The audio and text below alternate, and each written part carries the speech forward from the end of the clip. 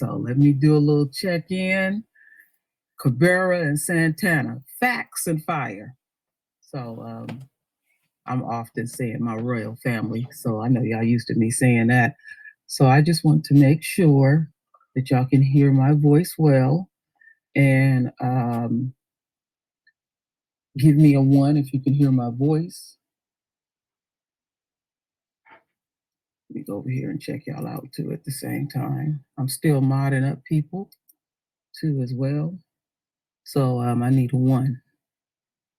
All right, getting a few ones. And Lisa, you need to also chime on in so they can make sure that they can hear your voice too as well.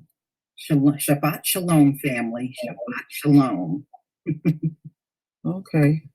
And Bonnie, my queen, would you chime in on 2? I want to make sure that they can hear your voice. Yes, peace, kings and queens.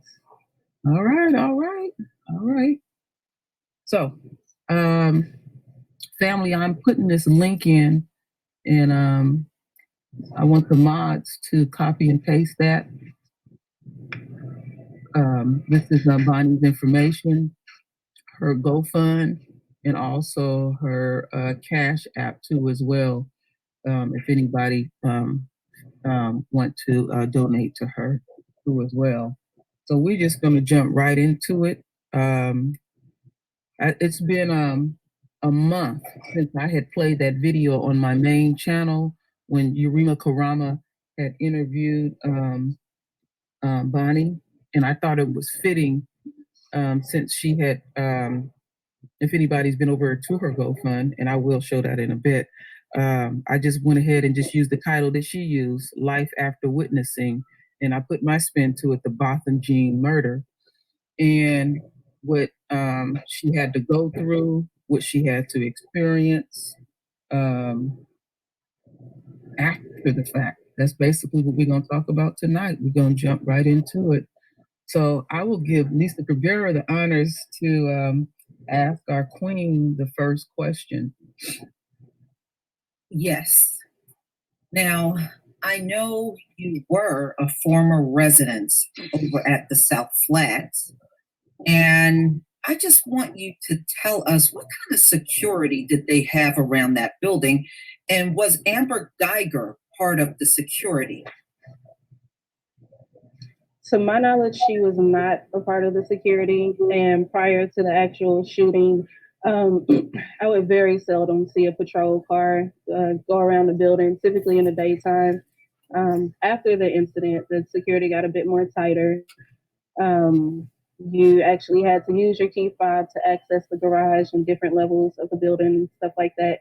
They did change some things after the incident, but prior to the incident, it was pretty easy for anybody to access the building, the garage, the hallways, and it wasn't very often that I seen any patrol over there. The reason why I was asking, Bonnie, is because I've heard from several people, and I don't know if it was just rumors, that said that Amber Geiger was a cop and part of security over on, at the South Flats. And I wasn't quite buying it, but I just wanted to hear it from somebody that lived there. Right. I can't confirm whether or not she was a part of the security. To my knowledge, things that I've discussed with the defense attorney leads me to believe that she was not. Okay. Thank you. The question that I wanted to ask you, my queen, is about the parking lot. Now, is living in that complex, is your parking designated? Do you have to park on the floor that you live on? Are you assigned parking? It is assigned parking. The majority of the residents do have parking on the floors that they live in.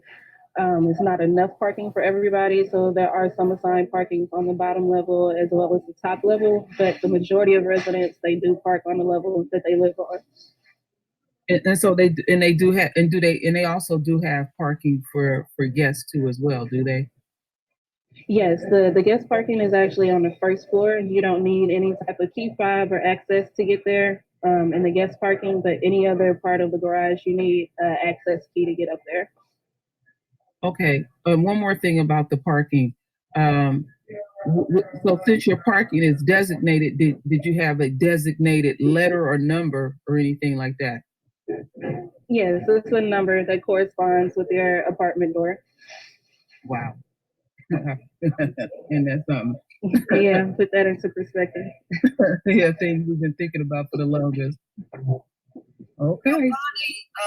Bonnie, I noticed when we saw demonstrations on how the doors work, they seem to be the weighted type doors. If you let them go, they just slam automatically.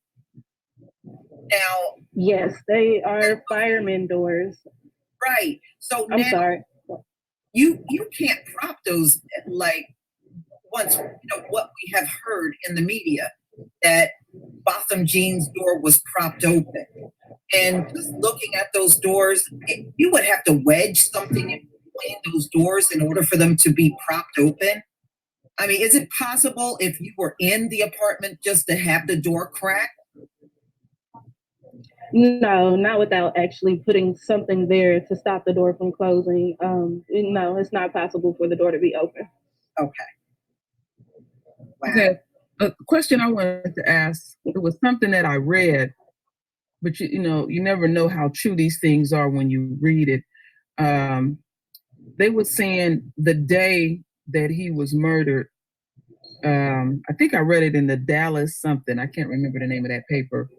That there was a complaint that there was smell of marijuana or something like that from his apartment, and he was aggravated that day because he had called his girlfriend because I guess the management from the apartment that he became they either said it was either marijuana or noise, and I just thought that that was kind of unusual. The very day, if it's true that he had passed, that there was a complaint that same day too as well. Were you aware of that? No, I've actually never heard that. I did hear from sources inside that Amber had actually filed noise complaints twice on Botham a few weeks prior to the actual shooting. I did hear that, and that was actually confirmed by, I'm not really at liberty to say, but from the inside, they were able to confirm that she actually put in some noise complaints about his apartment. This is my first time hearing about the smell of marijuana from his apartment. Yeah, yeah. It's been, it's all type of articles, like, and you have to you can't take it totally true. Right. Yeah. When you're on different floors of the South Flat, is it visibly marked what floor you're on when you walk out of the parking garage and into the building? Yes, absolutely. It's marked as soon as you get off the elevator. It's marked in the stairwell. It's marked throughout the hallways. Each door number starts with the floor that you're on. So yes, it's through and through. You're able to tell what floor you're on. Yeah, because I would imagine it would be hard to confuse another floor if the place is clearly marked.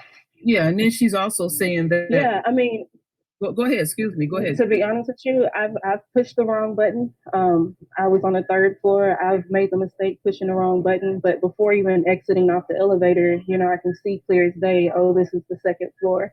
So it was before I even got to step off of the elevator that there were signs to tell me that I was not on the right floor.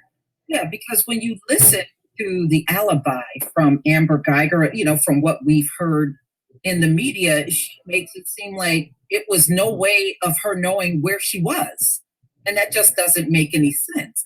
Even when you're in public buildings, it will tell you what floor you're on. So why would the apartment complex not tell you what floor you're on?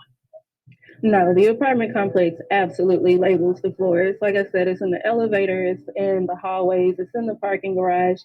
And to add a little bit more to that, where Botham's apartment and Amber's apartment, for that matter, were located, if she was coming out of the garage, where their apartments are located is kind of on the opposite side of the garage, meaning she had to walk down quite a bit of hallway, meaning she passed a lot of numbering and a lot of indication that she was not on the right floor.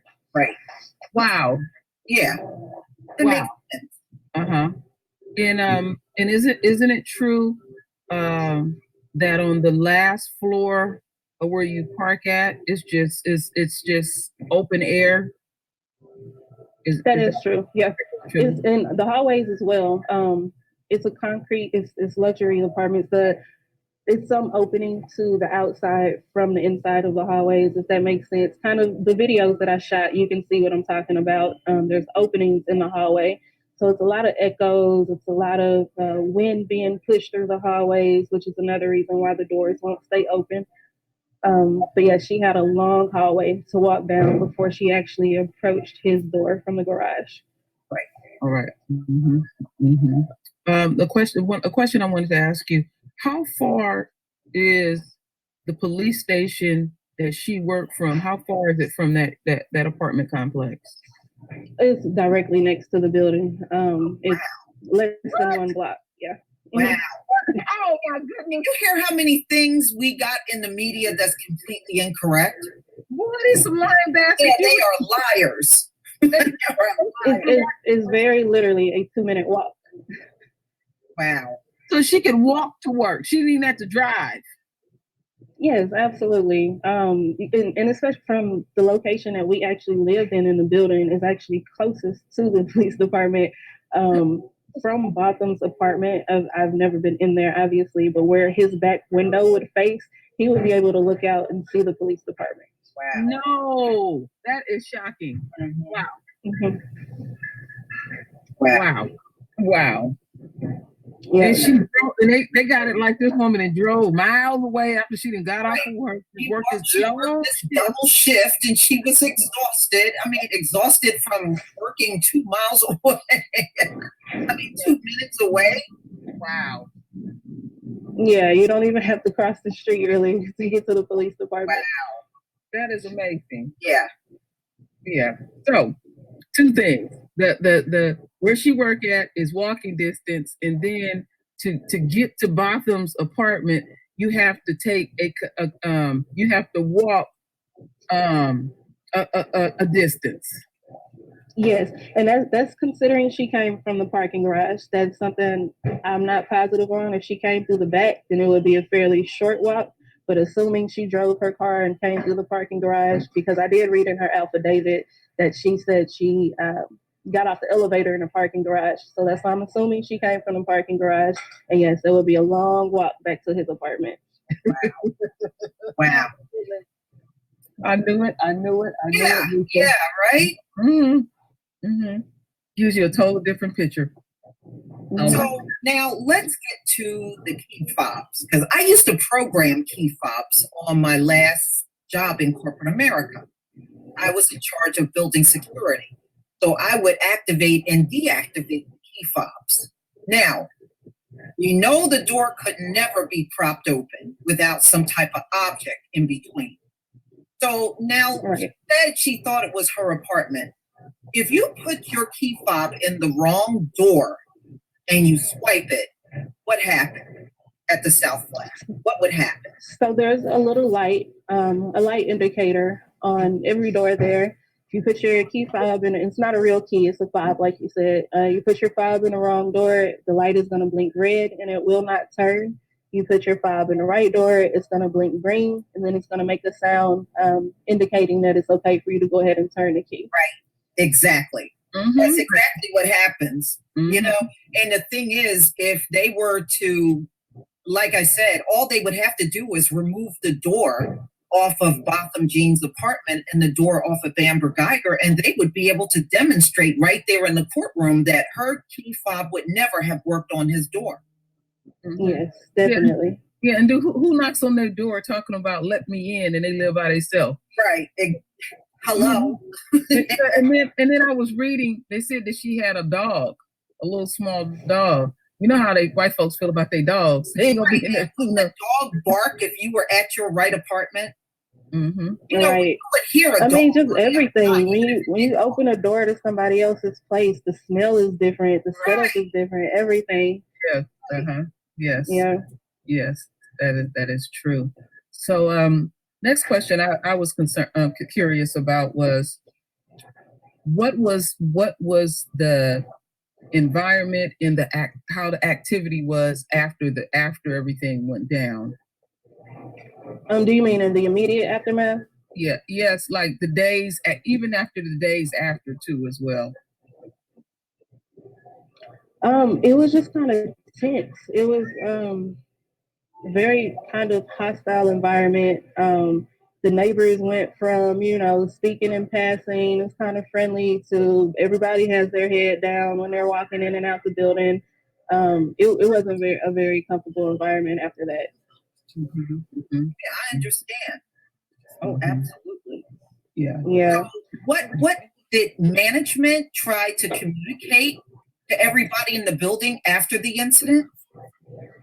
They sent out a very, very generic kind of basic email just saying that there was an incident. And I think they were advising residents that there may be police on site, and that they did let us know that they were going to have a patrol car coming out from now on. It was just a very generic and basic kind of email they sent out to all the residents. Yeah. Interesting. So, Mm-hmm. so after everything went down, when did the events started changing in your life?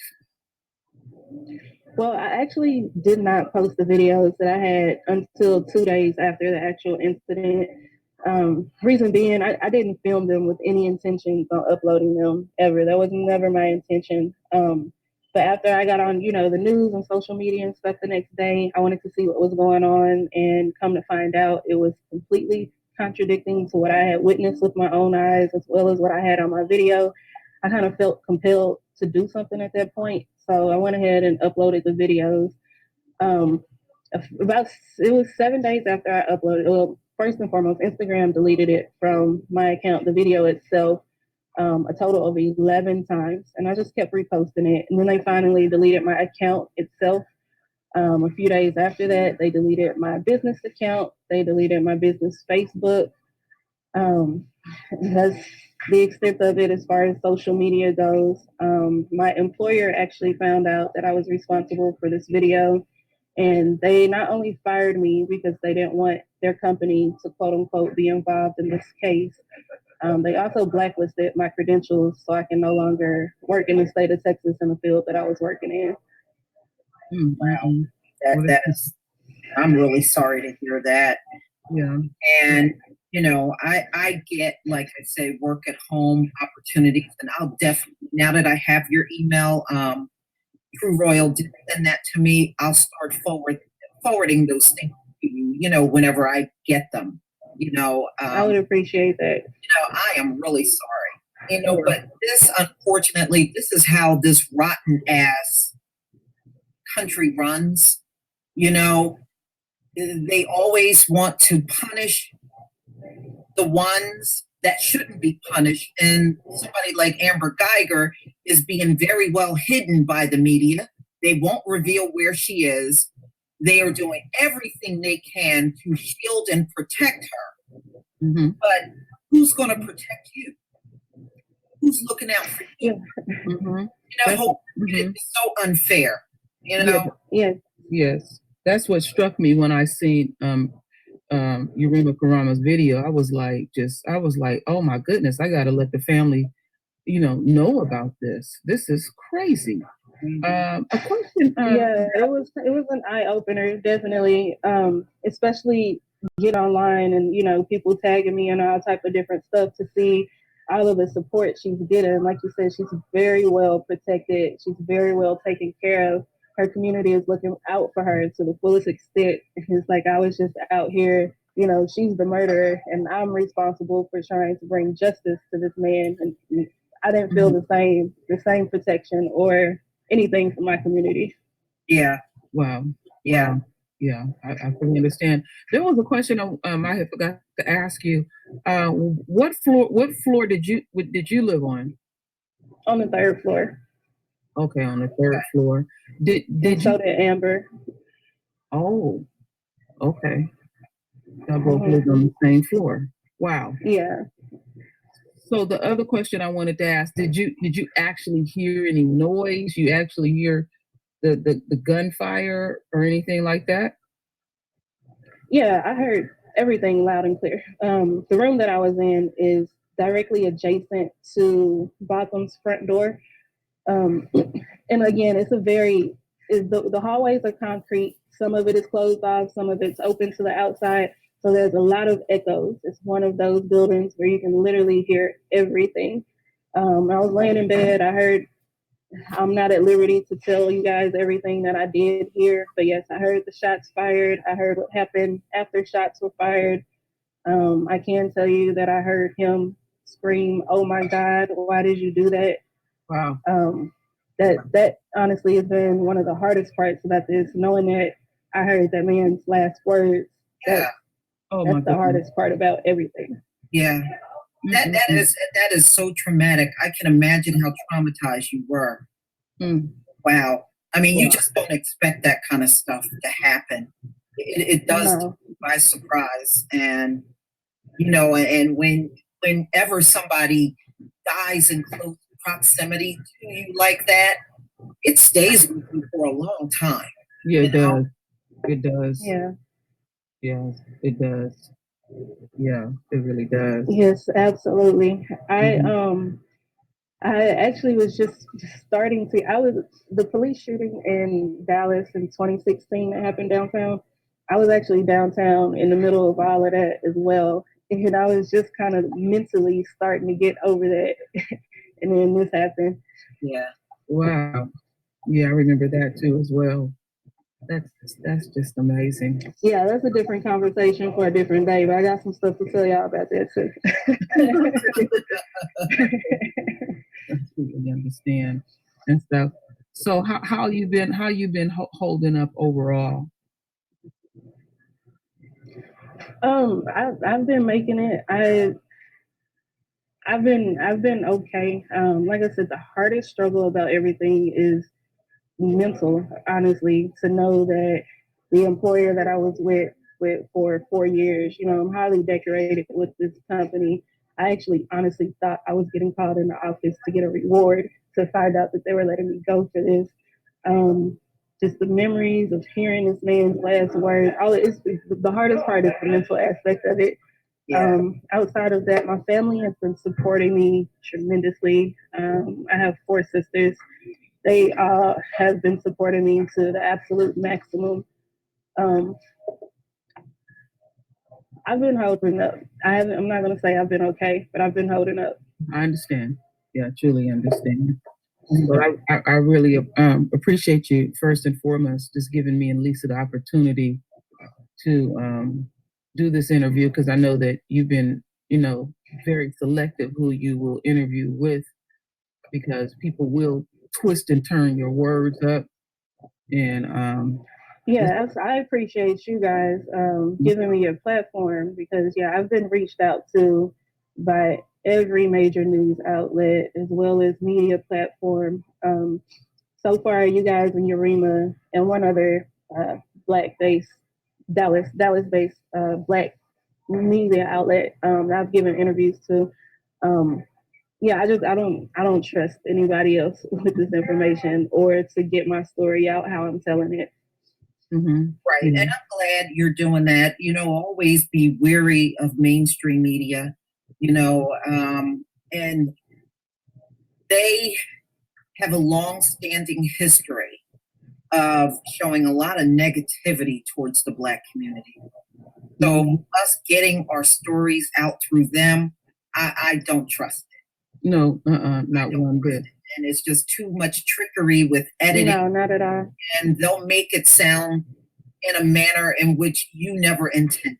And no, I would never want to see that happen. Yeah, you do have some support here. So support here, and there's some other things we'll talk to you once this is over with behind the scenes too. Now, I do have a few more questions. Go ahead. When you reached out, I'm just trying to find out. In the days after the shooting, and you realize you had to get your story out, is that the way you were able to connect with Botham's mother? His one of his cousins actually reached out to me. She reached out to me on Instagram where I posted the video, and needless to say, I literally had thousands of messages and mentions and tags at this point. So many people claiming to be, oh, I'm his cousin, I'm his classmate, I'm his sister.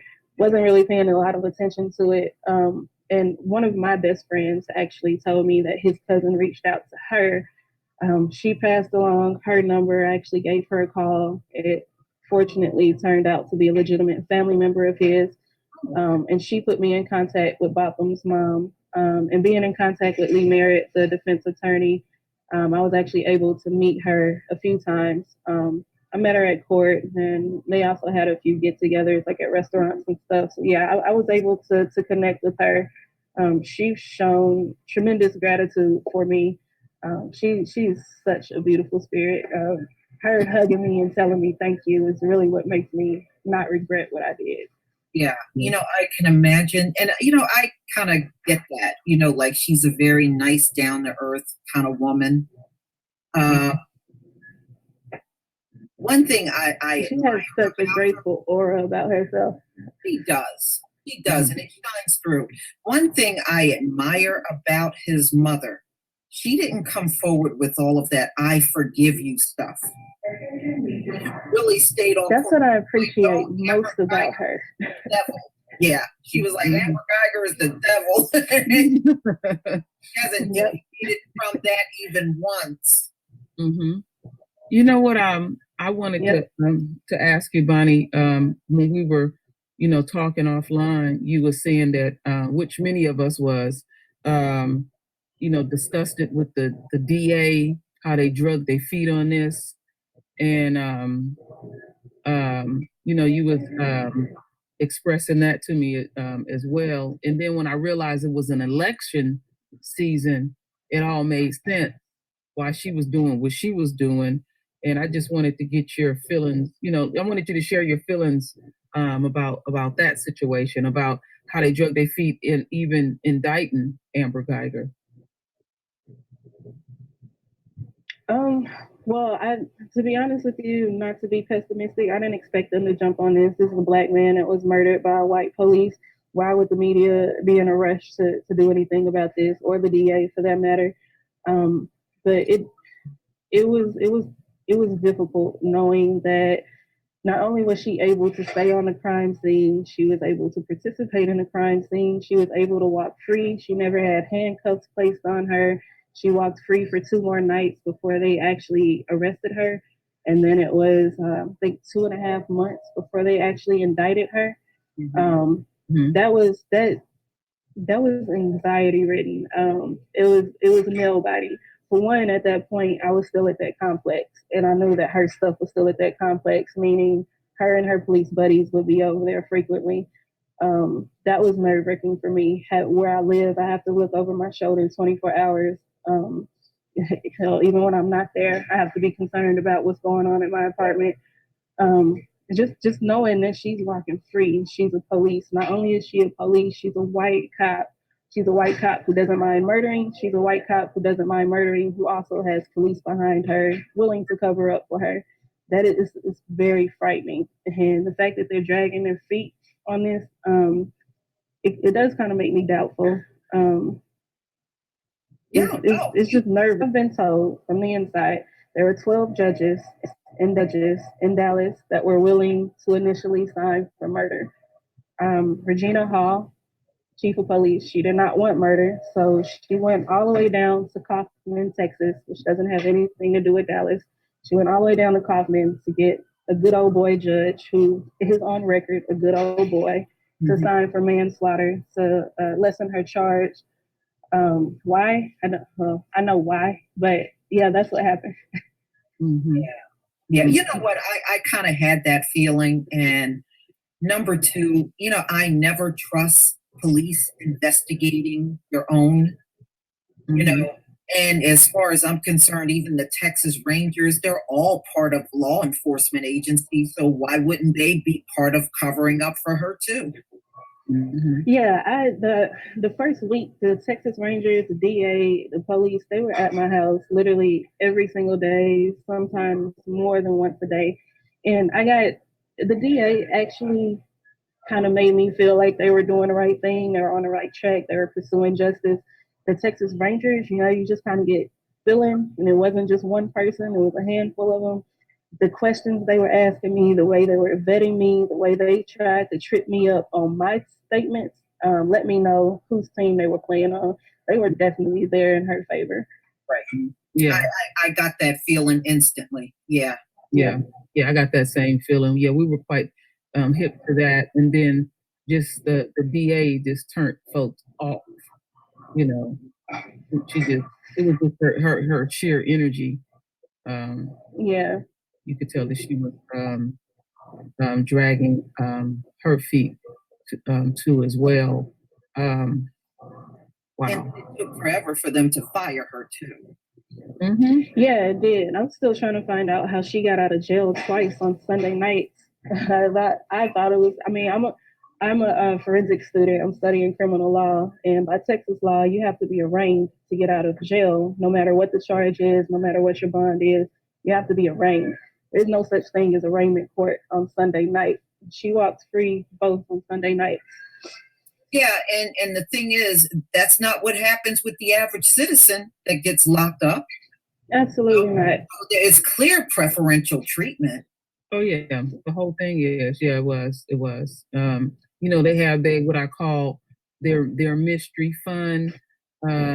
You know what? That was the other thing, Bonnie, that I had heard you had mentioned over on Urima's channel, where on the money situation, she didn't have the money to bail herself out, and just on a promise that she would pay it back. You share Yeah, that? originally I just thought, maybe her police buddies or her family bailed her out, but come to find out, the bail bondsman actually covered it for her with a promise that she would pay it back. Mm-hmm. Wow. Mm-hmm. Wow. Yeah. Were you aware of when they had moved her up out of the complex? And another part of that was, how soon did she move out of the complex too, as well, after everything went down? I don't know that. I do know 3 days after the shooting, they did have a portion of the hallway barricaded off, and there was a bunch of police. I'm assuming they were taking her stuff out of her apartment, but I'm not 100% about that. Mm-hmm. Mm-hmm. Amazing. It is. It is. One of my neighbors did tell me, her old neighbors did tell me that she seen her there maybe about 2 weeks after the incident. She called me, I just want to make sure you're okay because I see Amber walking around the property. And one of my neighbors did tell me that. Damn. Wow. Just walk. I Yeah. mean, it's amazing. You Yeah. killed someone and you just walking around scot free. They gave None her. of us would be free. If we went out right now and shot someone, none of us would be free. Mm-hmm. Let alone free. None of us would probably be alive. Yeah. Mm-hmm. Sure wouldn't be walking about like she was. Absolutely not. Mm-hmm. So what did you I just want to hear your feelings on it. What did you think about when they claimed they found marijuana in his apartment? I think this BS. I mean, it's a classic move. They want to mess up this guy's character and say everything wrong that he did so you can sympathize with the murderer. Is it's like every black man that is a victim, an innocent black man, somehow, some way, they're gonna find, oh, he was on drugs, he did this. I don't believe that for one moment. I don't know Botham personally. I did tell him, hi and bye. We spoke in passing. I did not know him personally, but just judging off of his character that I did know, he doesn't seem like someone who smoked weed. Everybody in his circle, from his coworkers, as well as people that he hung out with on a personal level, they were all involved in politics. He kind of ran with a circle of elites in Dallas. I can't see him having what they say a whole ounce of weed in his apartment. That's a lot. But you know what? This media and policing and everything in America have a standing reputation of always demonizing the victim and trying to humanize the murderer. We've seen this countless times in the media. So the fact that they're doing it in this case, I'm actually not surprised. It's terrible. It shouldn't happen, but you know, if you're looking for morality, when it comes down to these sort of things, you're not going to see it. Yeah, it's that, and the fact that, like I told you, they never removed her from the crime scene ever. The police were in and out of that apartment for, I want to say, the first 4 days after the incident. So yeah, I don't believe that for one moment. They definitely had all the time in the world to tamper with his apartment. They had time because it said that it was weed and some police gear and a backpack that was found in that apartment. Yes, they did. And to my knowledge, and based off of what his mother told me, he doesn't have any background in policing or anything like that. That didn't even make sense. That didn't even make sense. Yeah. No. It didn't. It didn't. None of it even added up at all. No. Yeah, just let you know who was in there. Wow. That's amazing. That's amazing. But I mean, they wasn't fooling us, because I'm telling you, we've been on this. And the thing is, on my main channel, people are concerned about this story dying. We're not going to let this die, Bonnie, at all. Not one damn bit. What upset me was they were willing to tell us what was found in Botham's apartment, but to this day they never told us what was in Amber Geiger's apartment. Mm-hmm. Yeah, I'm still waiting on that. Was her car investigated? Did they go in and search through her apartment? What was found there? And that alone that tells me something is not right. Yeah, because they gave her an opportunity to scrub her social media. She didn't scrub it all. We still got a frame of mind of what type of person she is. So they gave her ample time. And then the other thing, the toxicology report has not came out either. Mm-hmm. Yep. And I found it kind of odd that they were very quick to release her affidavit, but none of that other information. And another thing that kind of strikes me odd was I heard, like I told you, for the first couple of days after the incident, the police, detectives, all of these people were over there in his apartment in a complex all day. And it was usually, I was still working at this time. So I don't usually get home to 6:30, 7 o'clock. So that's the time that they're over there in his apartment. That was kind of odd to me, first and foremost. But I never seen any activity down at Amber's apartment. It was always in Botham's apartment. Mm-hmm. Right. See, that's what's unnerving. And now, how do you investigate her? She's packed up and moved out of there. Her car is wherever she is, so now how do you investigate that? You can't. Yeah, they deliberately messed up that crime scene so that she couldn't be investigated. That's why they got her out of there so quickly. Oh, yeah. Yes, absolutely. And that's why they kept her on scene as well. Exactly, because her apartment should have also been part of a crime scene. She lived there, absolutely. Yeah, they didn't take her cell phone. They don't do the usual things, go after your computer, all those type of things like that. It was clear, scrub, clean up, get her up out of that situation. Right. Yeah. And I was looking out for the cell phone calls as well, because my video where it started, where you guys can see her kind of pacing back and forth on the phone, based off of what I heard, I'm willing to confidently say she was on a personal call. My neighbor called the police. She didn't call the police. She was on a personal call, crying and talking about what she did, and didn't mean to do it and all that type of stuff. She didn't follow any of the police protocols. She made personal calls. She didn't call back up. She didn't try to resuscitate this man. They never placed her in handcuffs. They never removed her from the scene. It was so. I'm still waiting on that phone call, those cell phone records. I want to know who she was on the phone. Who was the first person she called? Who was she talking to instead of resuscitating this man, instead of calling the police? Right. So you're saying that she never called the police. My neighbor called the police, and Wow. from what I heard, sitting on my balcony, listening to these police talk without their knowledge, it was a younger white guy that showed up on scene first, and I heard him say, "We got a call," and he wasn't referring to Amber. He said a resident called us. Wow. And she was still on the phone when the police arrived with whoever she was on the phone with.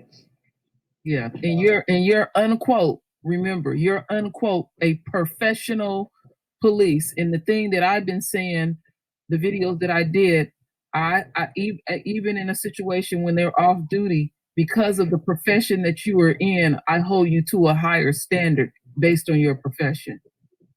Absolutely. Yeah, and she's reacting like she's an everyday citizen. And let's also remember, my royal family, that she was involved in another shooting also. This ain't her first shooting. She shot a black man before. Oh, it was a black man. They said it was a Mexican man.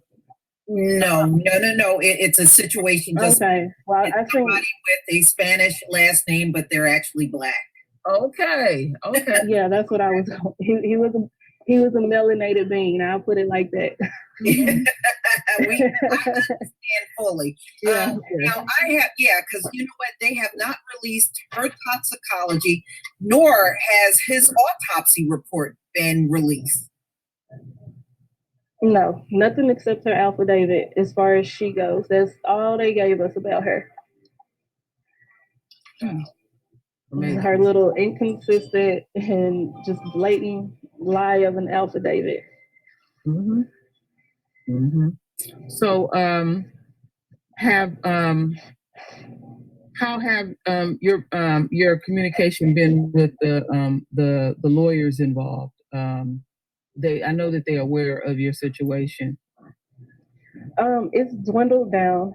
The first week, or maybe even first 2 weeks, I was in communication with them very heavily, almost on a daily basis, meeting them here and there.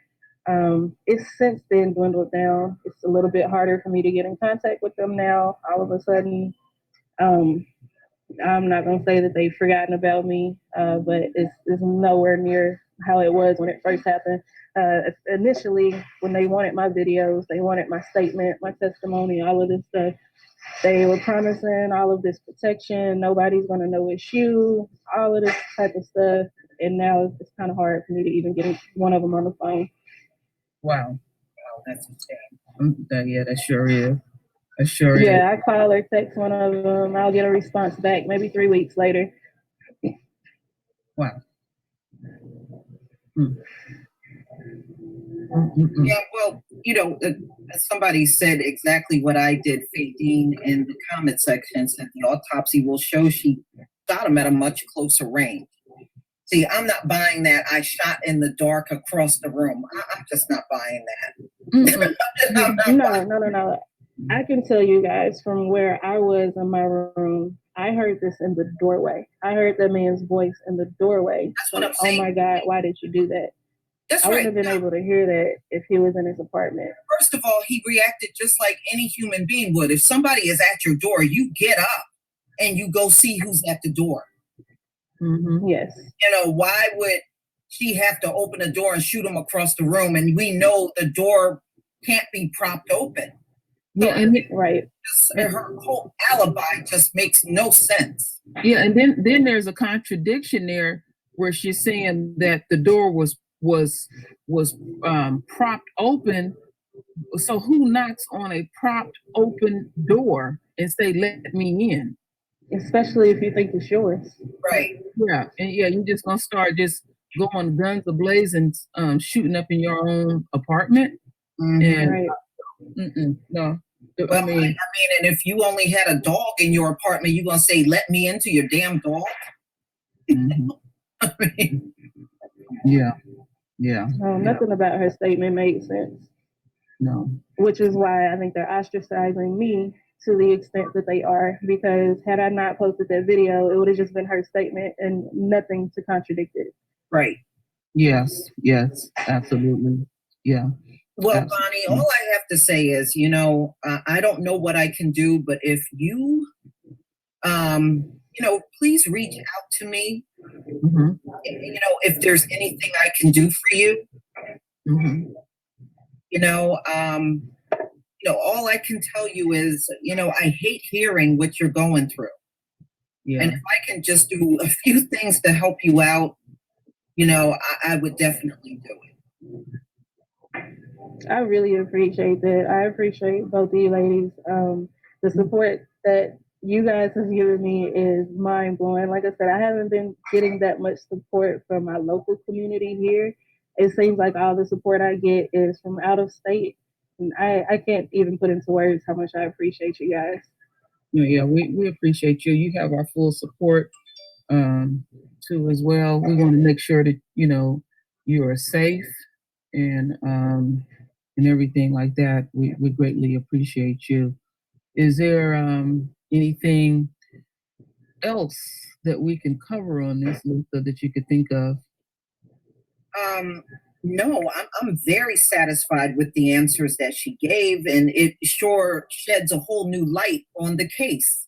Yeah, it does. Yeah, it really does. I have to admit, I may put this hangout later on my main channel. Yeah, I am too. Yeah, because it's like exposure. Yes, and also on Black Junction TV too as well, and everything. So that would conclude our hangout. But before we get off of here, Bonnie and Lisa, I don't want y'all to close. I don't want y'all to hang up because I want to talk behind the scenes. And I thank the royal family, as usual, coming in to support our queen. Please share this video. Please get this information out because we are learning more. This has really enlightened me, and really those two things that Bonnie has shared with us. And so I'm going to do what I usually do. And we're going to also dedicate this to Bonnie. Bonnie, I don't know if she's ever heard this song, but this is a song that I always play, Bonnie, as we close out. Oh, Kim, I'm sorry. Yeah. I wanted to say one more thing. I know I spoke with you the other day about the book that I was going to start working on. I did get that consent that it was okay for me to go ahead and work on that. So I did start working on that. I am going to be writing a book about this. There's events that are still happening, not only to myself, but in the community that directly deprive from this situation. And I really just want, like you guys, my biggest fear is this story dying down and him becoming just another Black man swept under the rug. I'm not going to allow that to happen. I will be writing a book about this. It's an open trial. It's still, the trial is not complete yet. So there will probably be a follow-up book to that as well. But I did want to tell you that, Kim, because I know we talked about that. I got permission to go ahead and start working on that book. So you guys can be looking out for that as well. Yeah.